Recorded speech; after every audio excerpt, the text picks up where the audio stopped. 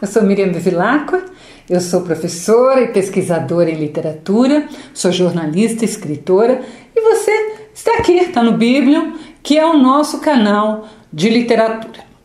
Bem, já há bastante tempo, né, eu estou devendo a resenha e a análise deste livro aqui, que é Quarto de Despejo, subtítulo Diário de uma Favelada. Então, Quarto de Despejo, Diário de uma Favelada. Eu peço desculpas a todo mundo que me escreveu, pedindo já há tempos, mas é que eu tenho uma longa lista de pedidos, né? Minha lista é bem grande e eu sigo uma ordem, né, de pedidos, conforme eles chegam e conforme eles se adaptam também ao meu roteiro de leitura. Né? A gente sempre fala aqui que o importante também é ter um roteiro, ler um livro que signifique depois ler outro e assim por diante.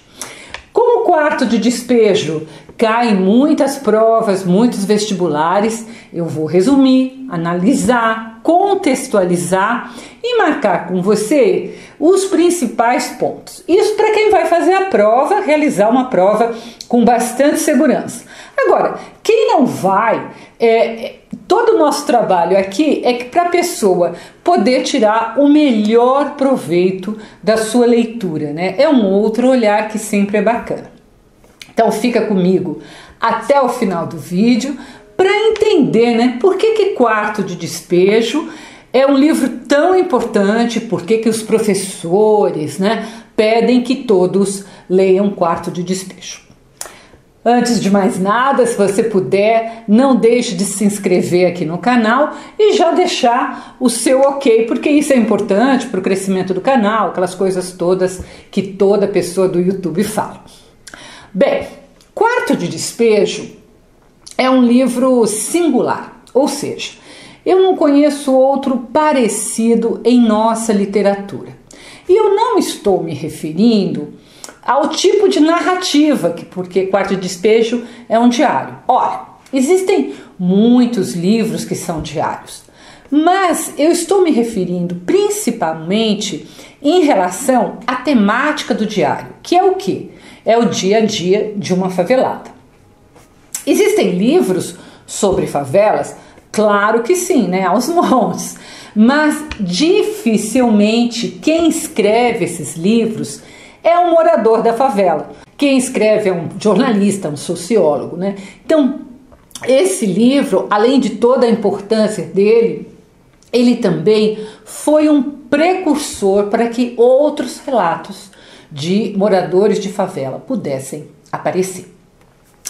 Para entender melhor Quarto de Despejo, você precisa entender o contexto, entender melhor como começa e se espalha, né, e se espalham as favelas pelo Brasil. O processo de favelização, ele começa no Rio de Janeiro, ainda no século XIX, quando os negros que haviam sido alforriados para lutar pelo Brasil na Guerra do Paraguai, ou seja, antes da abolição, eles voltam da guerra e eles não têm onde morar, né? Eles não podem retornar nem às fazendas, nem às casas dos seus antigos senhores, porque eles não são mais escravos, eles foram alforriados. Por outro lado, eles também não têm dinheiro para adquirir um imóvel. Então, você chega numa cidade onde você não tem onde morar, você começa ali a ocupar os terrenos vazios, espaços vazios da cidade do jeito que é possível, né? Completamente sem recursos. Então, eles começam a construir barracos de tábuas, né, na terra batida. Então, o começo da favelização é assim. Depois, né, com a abolição em 1888, a favelização ela se intensifica, pois mais negros são ou de uma hora para outra colocados na rua, ou eles deixam aqueles lugares onde eles foram muito oprimidos e vão para as cidades. Então, Além disso, né, a abolição aumenta o processo de favelização e, além disso, os combatentes da Guerra dos Canudos, que aconteceu lá no sertão da Bahia, também voltam para o Rio de Janeiro, ali no finalzinho do século XIX, sem ter onde morar. E eles ocupam, né, o Rio de Janeiro tem aquela geografia de muitos morros, né? Eles ocupam os morros, né? Porque a parte plana já está ali ocupada por quem tem posse. E eles começam a lembrar de um morro que tinha na Bahia, que era o Morro da Favela. E por que Morro da Favela? Porque a favela, gente, é uma planta. Então, eles dizem que esses morros onde eles estão ali ocupando no Rio de Janeiro lembram o Morro da Favela lá da Bahia. E aí, de tantas pessoas falarem, começam a identificar então esses conglomerados nos centros urbanos com o nome de favela. Então, todos esses acontecimentos, né, vão propiciando a favelização, e vocês podem ver por tudo que eu falei que vai ser que população? A população negra, né? Além disso, ainda tem mais um outro fato, é que teve uma época lá no Rio de Janeiro que tinha muitos cortiços, que os cortiços começaram a ser perseguidos e destruídos. Então, muitos moradores de cortiço também, sem opção, vão morar na favela. Aqui no canal eu tenho o livro O Cortiço, né, de Aloysio Azevedo, e eu recomendo que você veja, pois lá eu falo um pouco também de como era a estrutura dos cortiços. Gente, isso é importante porque isso explica muito da nossa sociedade. Então, entender os cortiços, entender as favelas, para que você possa entender melhor o mundo em que você vive. Bem, tudo isso é Rio de Janeiro, e em São Paulo, onde se passa a história do quarto de despejo, o processo de favelização começou um pouco mais tarde, na década de 40 do século 20, principalmente, com o movimento migratório e na sua maioria de nordestinos para a cidade de São Paulo. A própria Carolina Maria de Jesus, que é autora de Quarto de Despejo, ela é uma migrante, mas ela não é uma migrante do Nordeste, pois ela nasceu na cidade de Sacramento, em Minas Gerais. Então, São Paulo recebia migrantes do Brasil todo. Na sua maioria eram nordestinos, mas era do Brasil todo. A Carolina de Jesus, ela morava na favela do Canindé, que é uma favela que não existe mais, é uma favela que foi retirada para fazer a marginal do Tietê. O diário começa em julho de 1955, né? E desde o seu início ali do diário vai mostrando as enormes dificuldades que Carolina enfrenta por ser pobre, negra, mãe solteira de 3 filhos, né? 2 meninos e uma menina, dificuldades que ela passava ali diariamente, não apenas para conseguir comida, né? Mas para sobreviver em um local de muitas brigas, sem esgoto, sem água, em que até para conseguir luz elétrica, né, era preciso se submeter aos caprichos de um controlador, né, que além de cobrar dos favelados, né, ainda ligava e desligava as luzes dos barracos ao seu bel prazer, né? Então, se você brigasse com ele, ele desligava a luz do seu barraco. As brigas ali dos vizinhos da Carolina, normalmente elas eram motivadas por excesso de álcool, né? Mas também pela extrema pobreza, né? A extrema pobreza, ela causa uma constante situação de irritabilidade à flor da pele. Não é fácil, né, se estar em paz quando se tem fome. Então, qualquer coisa é quase como um pavio, qualquer coisa acende e pega fogo, né? Os dias da Carolina começavam praticamente da mesma forma, né? Ela tinha que começar o dia buscando água para poder fazer ali o café da manhã, se lavar, né? E ela conta que era uma única torneira para os moradores todos da favela. E depois, com a chegada dos nordestinos, o aumento de gente, essa fila ficou muito, muito grande, né? Uma torneira só para tanta gente. O que nos surpreende na leitura do diário era como Carolina era diferente das outras mulheres da favela. Ela não gostava de fofoca, não se metia nas inúmeras brigas, né? Ela só queria paz para ler e para escrever, né? Tem um trecho do diário que ela diz, abre aspas, quando eu não tinha nada o que comer, em vez de xingar, eu escrevia. Olha que lindo. Além disso, ela tinha uma fé incrível em si mesma. E mesmo tendo estudado tão pouco, semi-analfabeta, né, ela acreditava que um dia aqueles seus cadernos, né, eram muitos cadernos, acho que eram 20 cadernos, os seus cadernos virariam um livro e que seria publicado. Agora, não estranhe quando você for ler os erros de grafia ou de concordância, né? Eles foram mantidos para dar mais autenticidade à obra, que é, claro, né, construído com uma linguagem bastante simples, objetiva, né? Mas recheada às vezes de uma palavra mais difícil que ela lia, que ela achava bonita, né? E também, gente, de observações muito, muito precisas sobre a vida e sobre a pobreza, né? A Carolina, que é surpreendente também, ela tinha uma disciplina para escrever que muitos aspirantes a escritor não possuem. Então, mesmo com aquela rotina muito pesada de catadora de papel de ferro, mãe, dona de casa, sem marido, sozinha, sem ajuda de ninguém, né? Não tinha um vizinho, ninguém ali para ajudar. Ela ainda acordava de madrugada ou aproveitava qualquer momento de folga para quê? Para escrever. Então, assim, é realmente surpreendente, né, esse esforço da Carolina. A Carolina foi descoberta por um jornalista, pelo Audálio Dantas, quando ele foi visitar a favela do Canindé, né, para uma reportagem. Então ele ficou surpreso de encontrar aquela mulher, né, que escrevia. E foi por intermédio dele, desse jornalista, que ela conseguiu que o seu livro fosse publicado em 1960. E é ele também que assina o prefácio dessa minha edição, tem muitas edições diferentes, né? Mas dessa minha que é da editora Ática. Então, Carolina era negra, semi-analfabeta, catadora de papel e de ferro.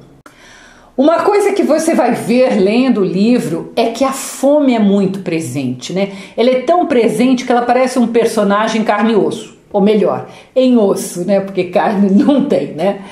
É a própria autora que diz, né? Abre aspas. Quando estou na cidade, tenho a impressão que estou na sala de visita, com seus lustres de cristais, seus tapetes de veludo, almofadas de cetim. E quando estou na favela, tenho a impressão que sou um objeto fora de uso, digno de estar num quarto de despejo. Então é daí que vem o título do livro. E a Carolina ainda complementa em outra passagem, dizendo que o que está no quarto de despejo é para ser despejado, ou queima-se, ou joga-se no lixo. Então, imagina um ser humano se sentindo como lixo. Então, essa visão da sua condição, essa lucidez que espanta na narrativa de alguém que tem um único sonho, sair da favela e viver dignamente. Então, gente, é impressionante essa tentativa da Carolina em mostrar para nós como é doída a vida na favela. Outra coisa que a Carolina faz também bastante é a crítica aos políticos que quando é época de eleição eles vão na favela, fazem muitas promessas e depois não cumpre nenhuma, né? Ela diz que a cidade ela está doente e que as favelas são as suas úlceras, mas que os governantes ignoram o quarto de despejo. Tem um trecho do livro que eu quero mostrar para vocês como isso é real, né? A Carolina fala que ela está dormindo e ela sente a presença de um bicho andando em cima dela. Depois a gente vai descobrir que é um gato. E eu quero contar uma experiência própria minha, que é minha. Há muitos anos eu dei aula de reforço de língua portuguesa, era um trabalho voluntário para as crianças de uma determinada favela, né? E eu tinha uma aluna que era uma adolescente e ela ia muito mal na escola. Mas comigo eu percebia que ela era assim muito esperta. Então um dia eu perguntei para ela: fulana, por que você vai tão mal na escola se você é esperta? Então ela me contou que ela dormia durante as aulas. Aí eu falei: como assim? Eu aconselhei, eu falei: vai dormir mais cedo, assim você vai estar acordada, bem disposta para assistir a aula. Mas ela disse que ela não conseguia fazer isso, porque o seu barraco na favela, ele era também de tábua e terra batida, né? Então dá para você cavar por baixo, e durante a noite as ratazanas, que são enormes, né, gente, na favela, elas arranhavam as tábuas querendo entrar, querendo fazer o buraco, e ela morria de medo que as ratazanas entrassem e lhe mordessem. Então ela ficava a noite toda vigiando para ver se as ratazanas não entravam. E quando chegava no dia seguinte, de manhã, ela dormia na sala de aula, ela dormia na escola, porque isto era seguro, né? Aquele sono era seguro. Então, gente, toda vez que eu lembro dessa história, eu fico toda arrepiada, né? Esse é o relato mais doído que eu já ouvi de alguém, né? E que nos mostra como existe um universo ali bem debaixo dos nossos olhos, que é nosso vizinho, está bem perto, né? E que nós não conhecemos. E pior, nós não cobramos dos nossos governantes políticas públicas para melhorar a vida nas favelas. Favela não é para você mandar para longe e fingir que ali nunca houve gente morando, né? Favela merece ter rua pavimentada, iluminação, água, esgoto, posto de saúde, posto de polícia, escola e creche, como em qualquer lugar da cidade. Aquelas pessoas que moram na favela não valem menos do que eu, do que você, do que qualquer pessoa. Enquanto não entendermos que um governo deve governar para todos, sim, claro, para todos, mas prioritariamente para quem mais precisa, nós nunca conseguiremos melhorar a vida de toda a sociedade. Porque enquanto nosso irmão passa fome, não é possível me sentir bem, tá? Então, essa é a importância de quarto de despejo. Mostrar para quem nunca colocou os pés, né, em uma favela, como é a vida, né? Como a vida pode ser tão difícil, quase insuportável. E o livro, ao fazer isso, talvez criar um pouco de empatia nas pessoas, nos nossos governantes, para que essa situação mude. Há alguns períodos no livro em que Carolina não escreve, ela pula alguns dias, ou porque ela estava muito cansada, ou porque ela estava completamente desesperançada, né? Então ela não escreve alguns dias. Mas o livro começa lá em julho de 55 e vai até 1º de janeiro de 1960. E essa data ela é simbólica para terminar o livro. Por quê? 1º de janeiro é um novo ano, de 1960 é uma nova década, mas mostra que nada mudou. Começa e termina o livro com a Carolina indo buscar água. Ou seja, são 5 anos de diário em que a rotina de fome, de brigas intermináveis na favela, da degradação, da falta de água, nada disso mudou ou teve qualquer melhora, né? E é desesperador, pelo menos para mim, né, perceber isto. tá? Então, mais tarde, Carolina, ela consegue publicar o livro, ela vai escrever outras obras, mas que não vão ter o mesmo sucesso de Quarto de Despejo, e com aquele pouco dinheiro ali que ela ganhou das obras, ela conseguiu sair da favela, mesmo porque depois a favela foi retirada, mas ela não saiu da pobreza, né? E ela morreu num pequeno sítio na periferia de São Paulo. Então, melhorou um pouquinho a vida, mas não como a gente gostaria que tivesse melhorado para Carolina de Jesus. Então, resumindo, é um livro muito, muito atual de crítica social. Quarto de Despejo fala da marginalização, seja do pobre, seja do negro, seja da mulher, e de como as favelas ficam realmente à margem da sociedade, né? Como elas parecem que não fazem parte da sociedade. As favelas hoje, atualmente, também são chamadas de comunidades, né? Inclusive esse é um termo que os moradores preferem, né? Elas cresceram muito depois da década de 50, quando acontece o relato do livro Quarto de Despejo. Hoje, estima-se, eu fui olhar os últimos números, que haja mais de 13 mil favelas no Brasil. E mesmo que algumas tenham casa de alvenaria, que era o sonho da Carolina, né? A situação ainda é bastante precária, porque existe uma superpopulação em um ambiente que não comporta tanta gente.